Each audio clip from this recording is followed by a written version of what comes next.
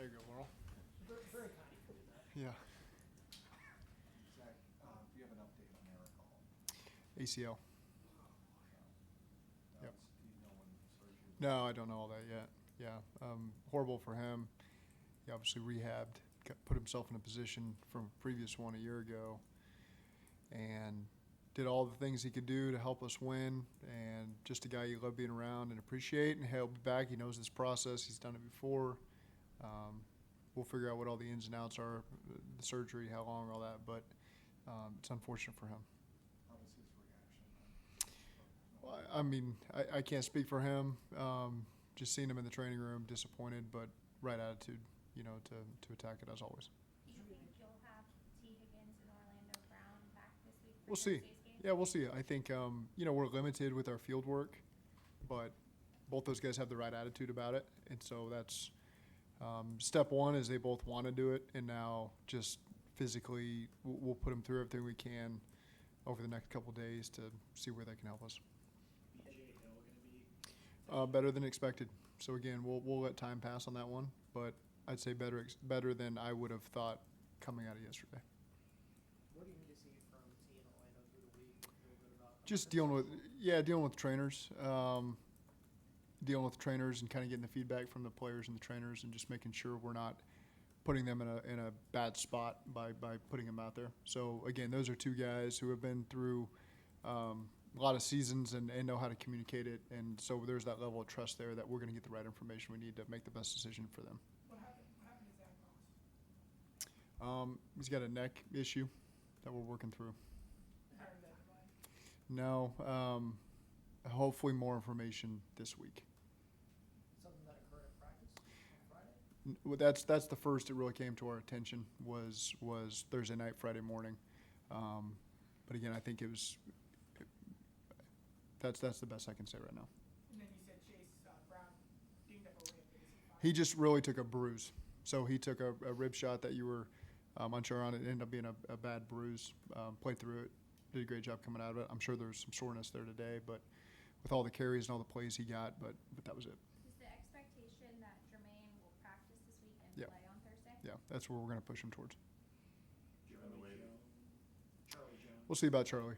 He did it, I think, Thursday during practice, the groin. So we'll be cautious with him as well. You don't want to overdo that one. So, again, that's one of the situations on a short week like this. You deal with the trainers, you deal with the player, and we'll see where it gets to over the next 48 hours. Given the way you've transformed the offense and really built the run game around Eric, how big of a hit is it for you and the team to lose him? Well, it's unfortunate anytime you lose a player who's doing so well that you're counting on. We've got a really smart, good tight end room that can fill those roles. And, again, we'll always adapt and find the right ways to keep the offense moving forward. Obviously, I think people see the role he's playing for us and had a lot of responsibilities in our system. And so it hurts, but this is part of this league. A lot of teams are losing key players, and that's just the moment we're in right now. And fortunate that we got a big group in that tight end room. And so those guys are going to step up and fill that role for us. When y'all went in the draft process with him, did y'all get any sense that there was given when it happened and kind of how early he came back, that this was a risk, that he could re-injure have the same injury? Honestly, I can't get into all the medical part of it. He obviously had rehabbed it. He's had an ACL before, had rehabbed it. Everything was done appropriately.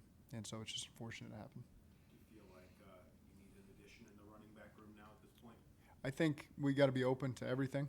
And that's what Duke and his staff do an excellent job of always just making sure we're equipped with everything that we need. And so going through that process of seeing what's available, seeing where we can help ourselves in all areas, and we'll go from there. How much could a guy like Milton even help you right now? I mean, he's newish here. I mean, Yeah. or do you need someone to take some of the load off of Chase? I imagine 20-plus carries between now and however long you're playing doesn't probably feel like the greatest plan. Maybe you feel like it does. I don't know. Well, it's a short week and then a long weekend.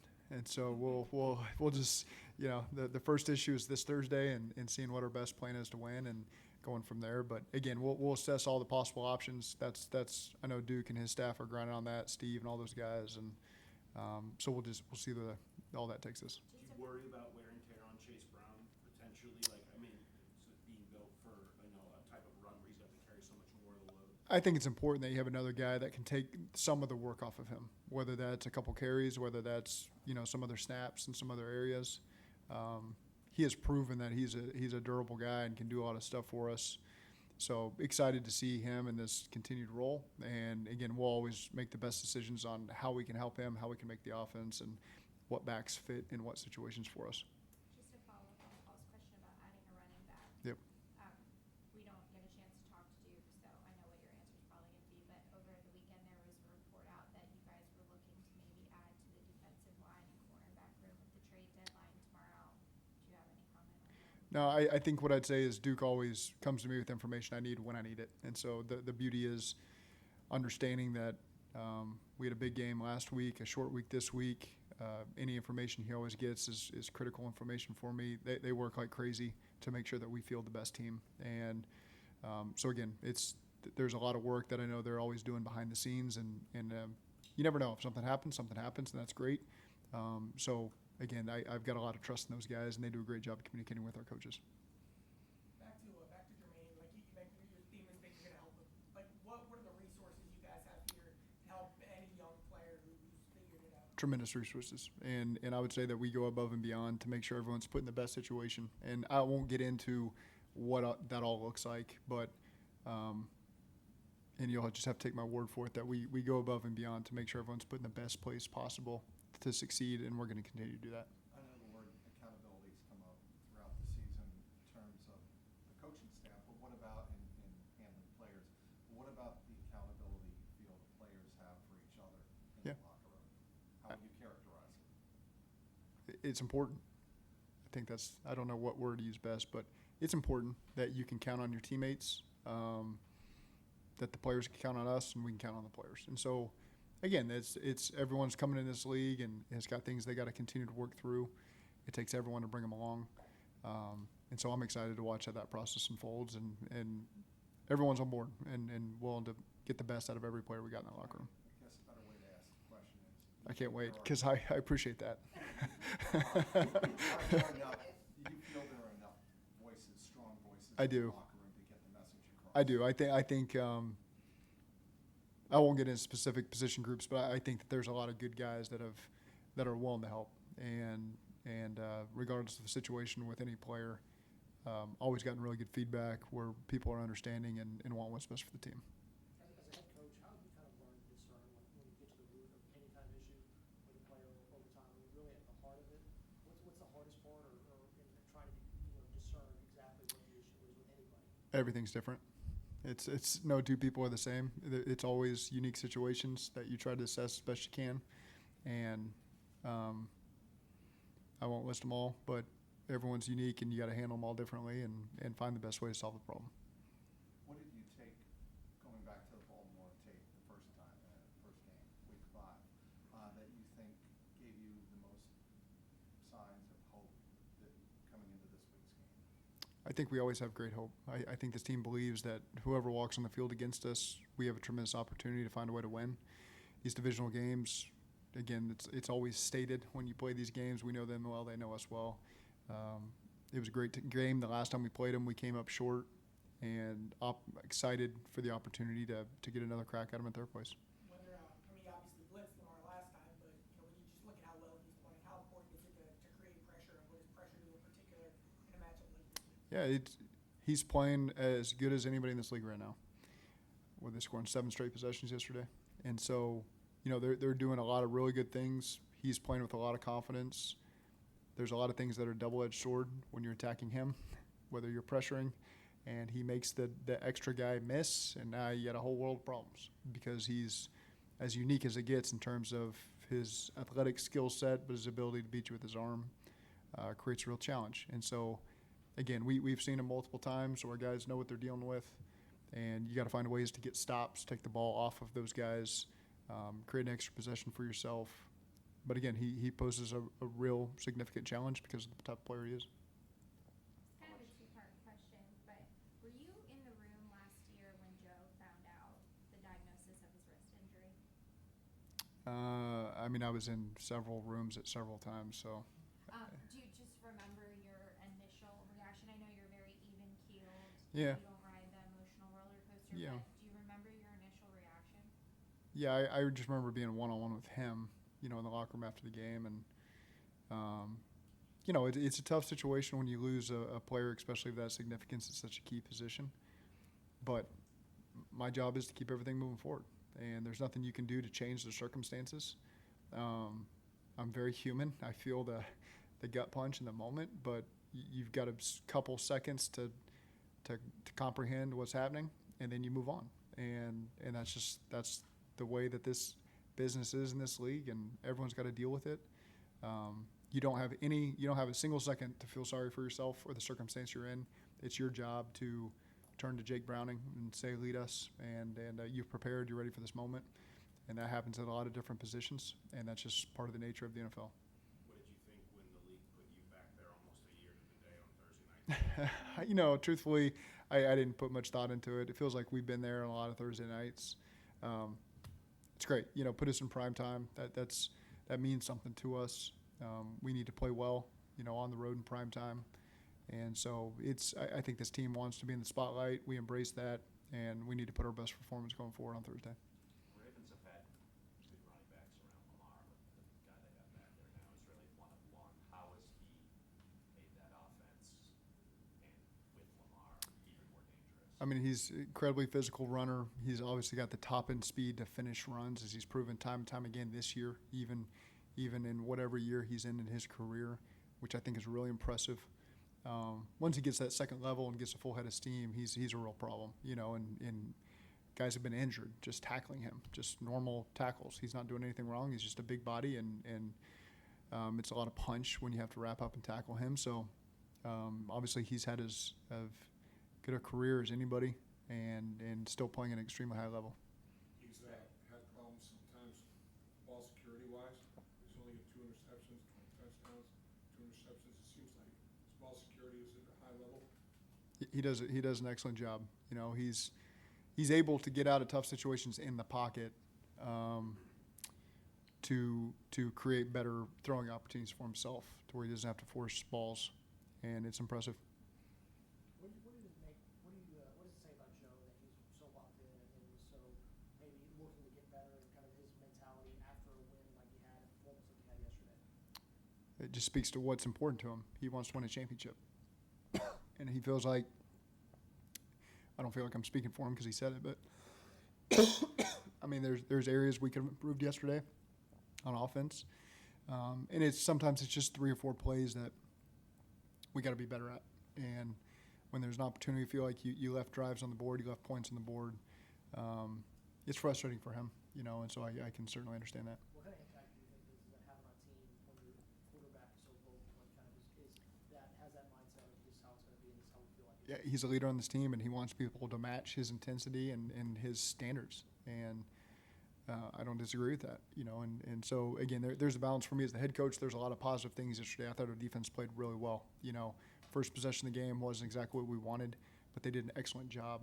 And then at the end of the game, gave up a late score. But I thought they did a great job. Everything we wanted to do, take the ball off of them, create extra possessions for the offense, key third down stops. Was really proud of that. So as a head coach, I'm balancing some things that I think are really good, and there's some really good things on offense as well. But again, we want perfection. We know it's the halfway point in the season, and to achieve all the goals, we want to be in the thick of this division race with a chance to win it. We want to go to the playoffs. We want to win the Super Bowl. And so there are things that have to improve for us to get there. I think that's pretty obvious. So balancing how hard it is to win in this league and enjoying that, but also knowing we got a quick turnaround versus a big opponent, and we got to get ourselves ready to go on our mindset the right way. To that point of the goals looking forward, it feels like this specific game could kind of be the pivot point on that. Like, you guys win this game, you're right in it. You split with the Ravens, and all your goals are right there. A loss, on the other hand, could be a pretty big setback. I think that's how it's been phrased in here every week, that every loss is going to determine our season and every win is going to determine our season. I've really fought back on that notion that we just take it one game at a time, and that's the mentality this group has had, and we're going to stick with it right now with where we're at in the season, and just find a way to win this one and then look forward to the next week. So just try to keep it as tight as we can that way. Will Mims bug you for a redo on the slip play? Mims wasn't the one bugging me. That was, I think a lot of people were you got to get the right look. It's got to play out the right way. Joe did a great job just getting us to the next play. The tricky part is you got to get him out on the next one, Mims, since he was an eligible receiver, and you got to get him out and get a new guy in. So Devin Cochran went in there for his first snap and did a great job, and we scored a touchdown to Drew Sample. So a cool moment for Devin. I mean, that's just an example of some of these guys that step up in a moment's notice. Kendrick Pryor, it's a run play. We check to a pass. He gets his first career catch. Devin Cochran probably didn't expect to go in there his first play, block Max Crosby, but he did, and did well enough for Joe to extend and find Drew. So I think just good example of the depth on our team and the attention to detail of guys that have been on the practice squad being ready when their number's called. Kendrick didn't know he was playing until Saturday at noon, and so for him to step up and us trust that he's going to do all that stuff. And Devin the same way. He's been practicing like crazy. He goes one-on-one with Trey Hendrickson every day of his life. That's every rep he gets is one-on-one with Trey.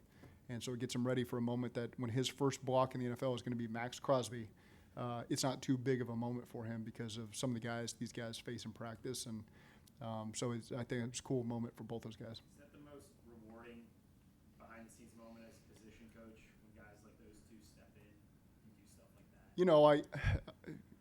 I think it is pretty cool because you've done a job to keep them focused. Those are two guys practice the right way, man, and I think the team pulls for and they see that they are getting ready for their moments in games, and so when their number's called, no one's really surprised that they stepped up and delivered. I know Eric's skill set is different than most of your tight ends in what he can do in the run game, but with kind of looking at your numbers in the tight end room, where is Tanner McLaughlin's development been? Yeah. Is he someone that you've liked his growth on the practice squad this Yeah, year? he's not on the practice squad. He's on the 53. He's just been inactive. So, again, enough to keep him on the 53 and see a bright future for Tanner and going to keep bringing him along and, again, have high expectations for Tanner's career here. Was it yesterday another case where it looked like Joe wanted to run no huddle, hurry up, and then I think there was an injury behind the play? No, he caught him in 12 men on the field and was trying to snap him.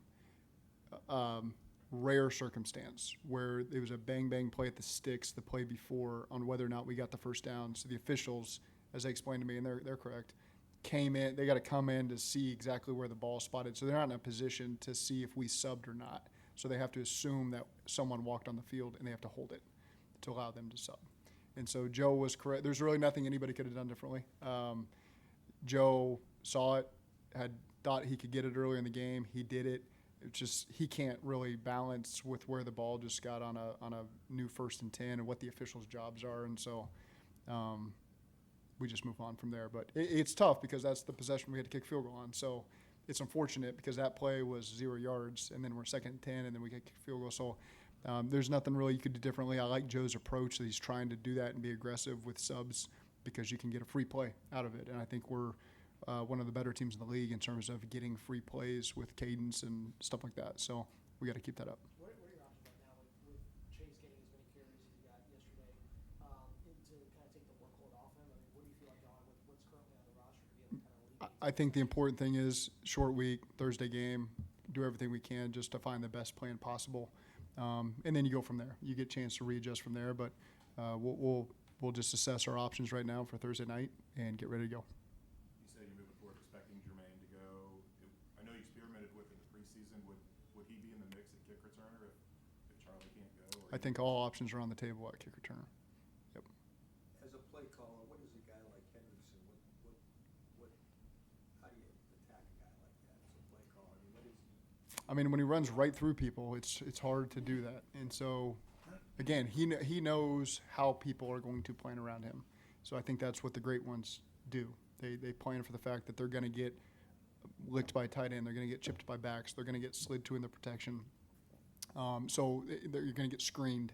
And so he's aware of all that and is able to take all that in and still rush at a high level and also be ready on what counter moves he's got versus all that stuff. And so, again, you see that from the ones that get all that attention. They do a great job counteracting all that. And Trey is excellent at understanding how people are going to attack him. And he still has to win, and he still does it. Okay, thank you. Thanks, Zach.